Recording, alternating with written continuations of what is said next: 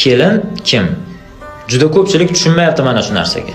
Aka, kelin kim o'zi, u nima vazifa bajarish kerak? Ko'pchilik so'rayotganligi uchun video qilyapman. Qaranglar. Kelin o'zi nima vazifa bajaradi? U kim edi? Ikki xil variant, ikki xil fikr. Biri yaxshi, biri yomon. Yomon tomondan olib qaraganda kelin bu podarka. O'g'il onasiga, o'sha oilasiga podarka qilib berayotgan bitta ishchi. Ona mana qizni oling, mana xizmatlaringizni qilib yuradi deb tashlab beryapti. Kelin o'sha uyda xizmatini qilib o'tib ketadi. Bu yomon tomonlama olib qaraganda.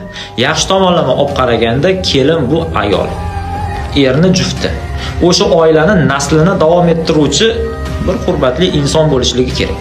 Farzand tug'ib beradi, uni chiroyli tarbiya qiladi, eriga yaxshi qarab, ozoda olib yuradi. Uni vazifasi mana shu. Naslini davom ettiruvchi ayol kishi edi. Juda ko'pchilik birinchi variantda qolib ketyapti. Birinchi variantda qarayapti. U kelin xizmat qilishlik uchun kelgan. Bu bola tug'ish kerak edi, bola parvarish qilish kerak edi, bizning naslimizni davomchisi edi, o'g'limga yaxshi qarash kerak edi degan narsalar ikkinchi daraja bo'lib qolyapti. Bilaman, juda ko'p insonlar mana shu narsada adashib qolyapti. Demoqchiman, ikki xil variantda men izoh bera olaman. Kelin shu birinchisi va ikkinchisi, bundan ortiq emas.